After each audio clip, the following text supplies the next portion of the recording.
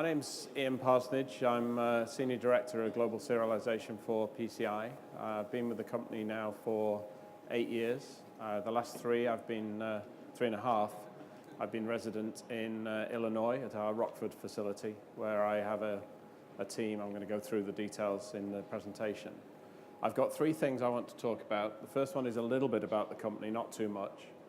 Then get into some lessons learned. Some of you may have seen a similar presentation that was given in Madrid, CPhI last year. This is an update. There are some slides that are very similar.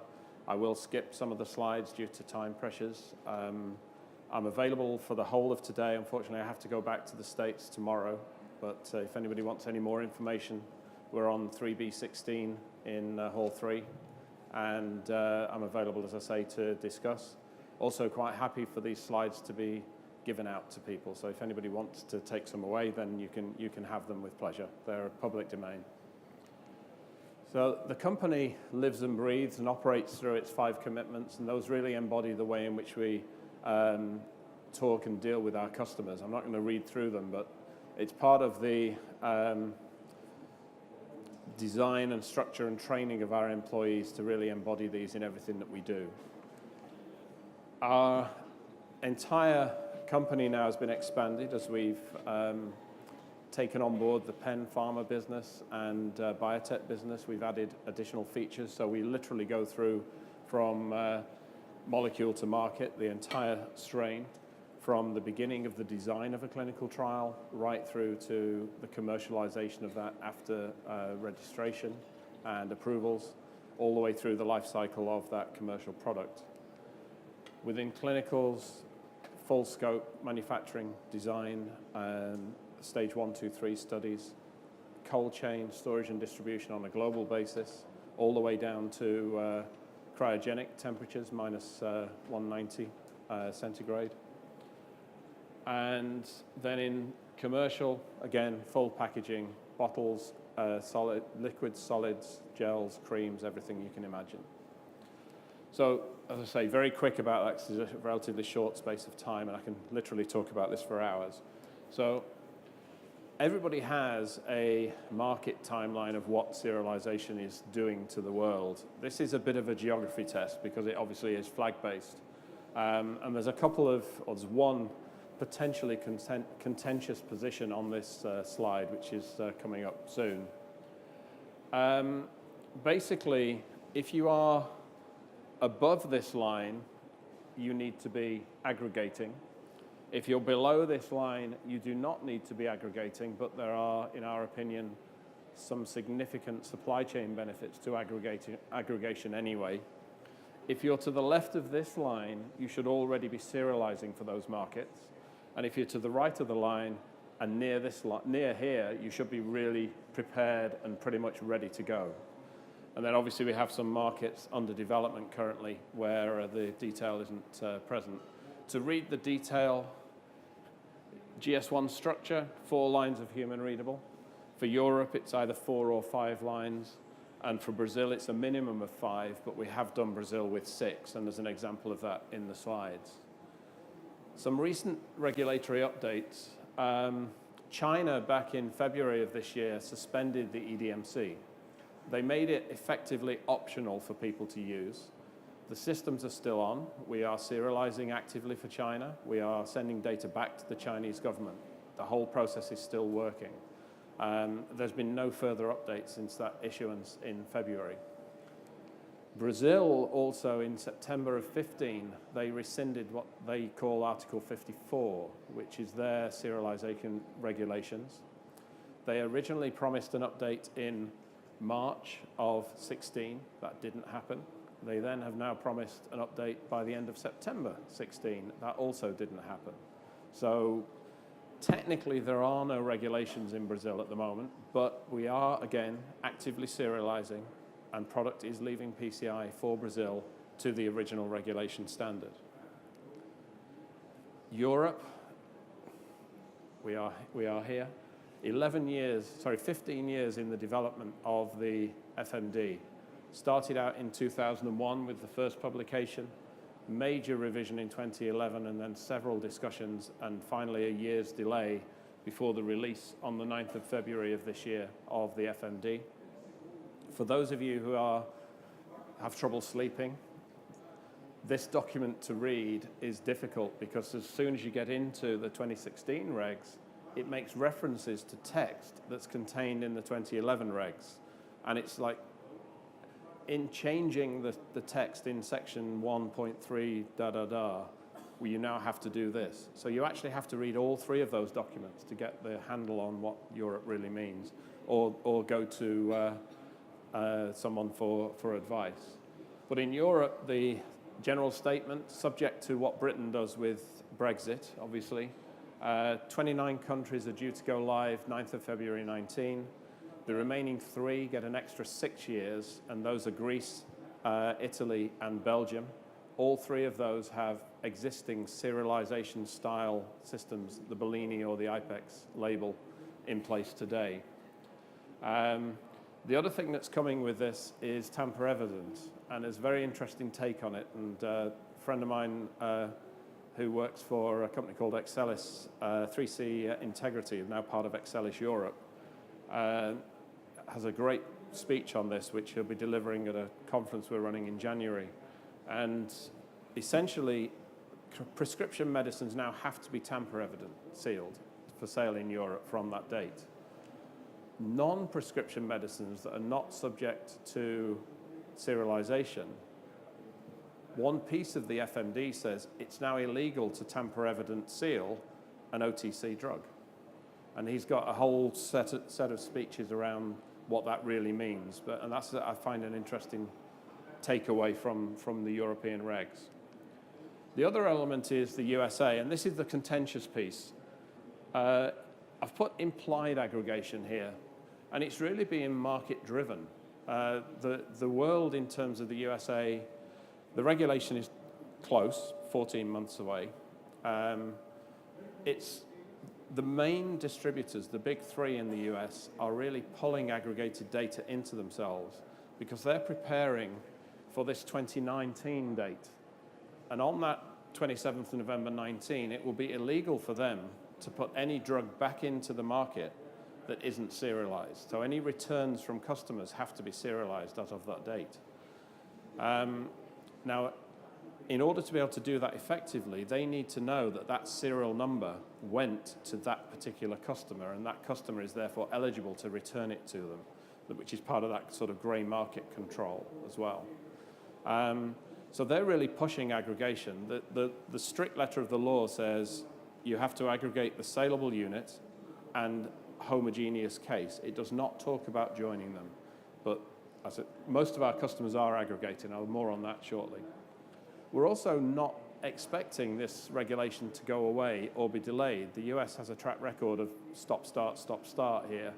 I think the 1st of January 15 reg around lot level reporting in the US demonstrates that the FDA is now very serious about doing this whole process properly. The only thing they did in that regulation was delay the imposition of fines. And whilst we have not had any information, our expectation is that's the sort of thing that they'll do this time. But as I say to customers who aren't, our customers who aren't ready yet or aren't even thinking about this, and there's an alarming percentage of those, this is the biggest game of poker you'll play. If you're not ready now for the USA, if you own a packaging line, from start to finish, placing an order for equipment to having that packaging line validated and ready to go is a minimum of 10 months today. And that time is getting longer as we get closer to November 17 because people are now really loading up the orders on equipment. So there's not a lot of time to get equipment on order if you're not in that situation. So in terms of our complexity, we have 250 customers more than, probably north of 300 now. 8,000+ end items come out of our factory, so it's tens of thousands of raw materials running through. Over 250 packaging suites globally across the network. And whilst we have a few customers who are large enough and their products are large enough to have a dedicated line, most of our lines are shared. And that's a a significant added complication, which I'll talk to. Artwork running through. We've seen delays 4, 5, 6 months in projects due to artwork challenges. Larger pharma have larger marketing groups. You will have a product marketing, you may have a country marketing, there may be an overall brand marketing, and then perhaps a global marketing group. Getting that alignment through that structure takes months and months and months, and it's a significant effort. These are all examples of license plates. The data is not real, but they're all examples of license plates that we've used internally. This is the Brazilian structure I mentioned, so you've got the 6 lines of human readable here. These have all been printed by laser, which is our recommended technology for quality.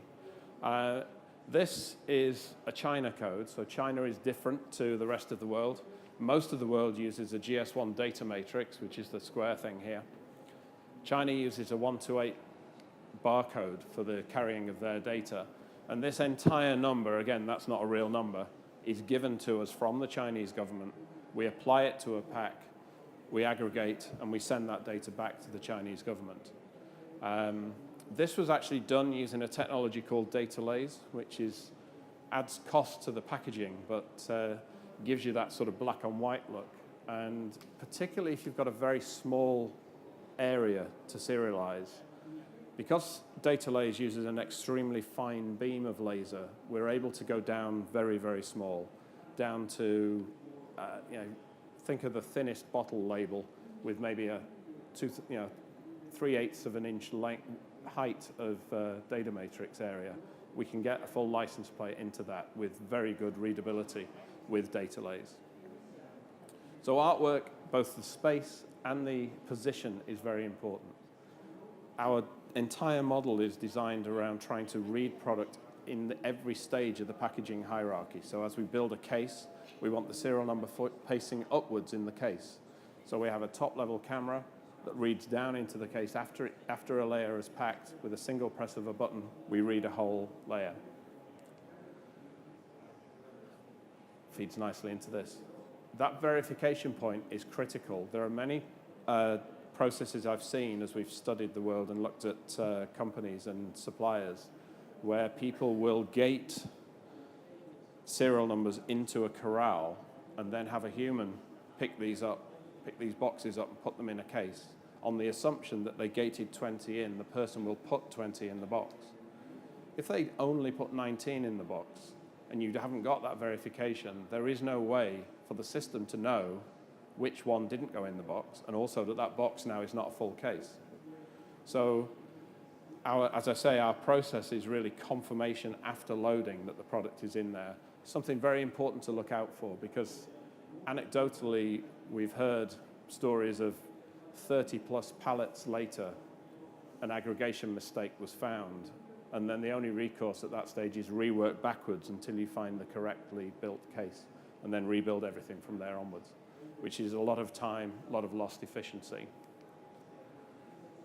Aggregate or not aggregate.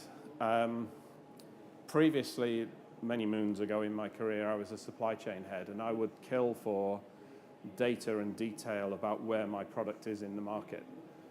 With aggregation and through the systems that the 3PLs and the distribution companies are building, when they scan a case, if they have that aggregation data, they know that these 100 serial numbers went to that particular distribution center in the Walgreens network or CVS or Boots or wherever.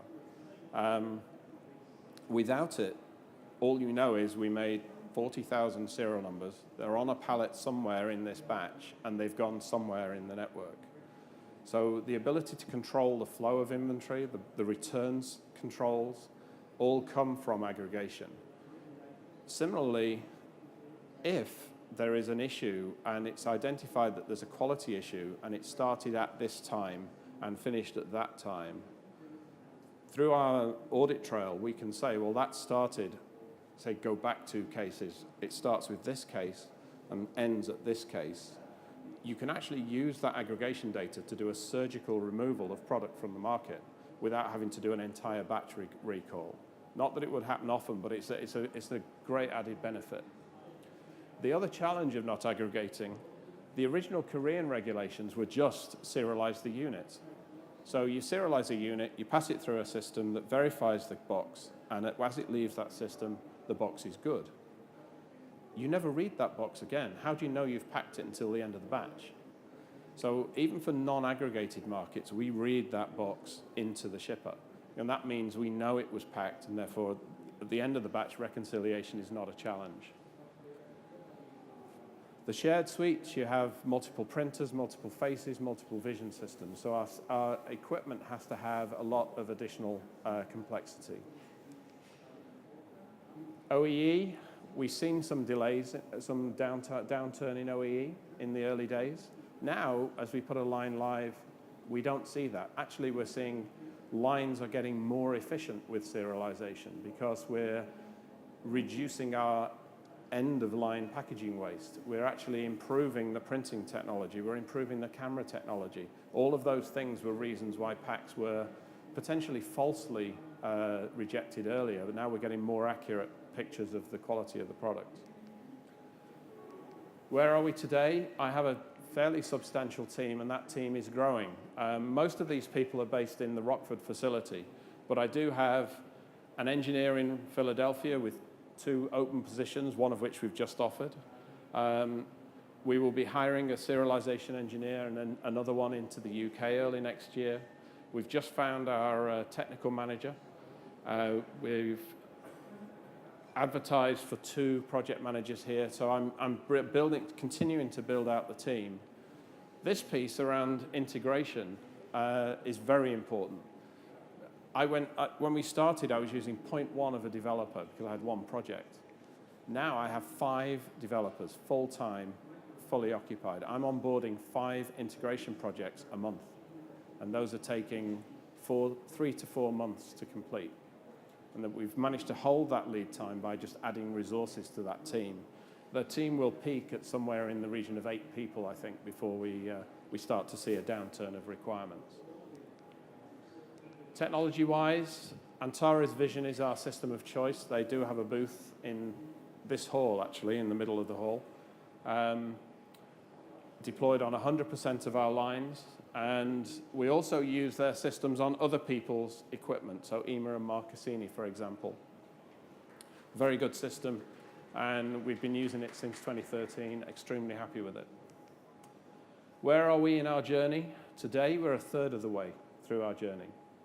If you ask me this question in late November, I'll tell you I'm 60% of the way through the journey.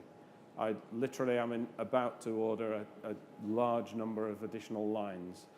The journey is to build this out by 2020. So it's not just for US and Europe, it's for other regulations that are coming along that we don't know about at this time. Integration. One thing that as a manufacturer you'll need, you have to have a number range management system. It's critical. As a supplier, we do not offer that type of service. So as we start the process, we will ask that system for serial numbers. It will reply to us with serial numbers. That reply contains the location where we're going to package the product.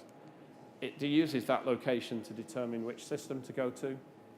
We add to that data from our ERP around master data, item profiles, and also the work order, which is critical. That work order gets pulled to the line system, which is the Antares system. Serialization aggregation happens there. Eventually, the data flows back into the site system. It's completely over there. And then at the shipping stage, we perform a ship confirm by scanning the pallet that we've made during the serialization process. We do that actually physically in the truck that we're shipping the product on. That scan asks the gateway to ask the site system what's on this pallet.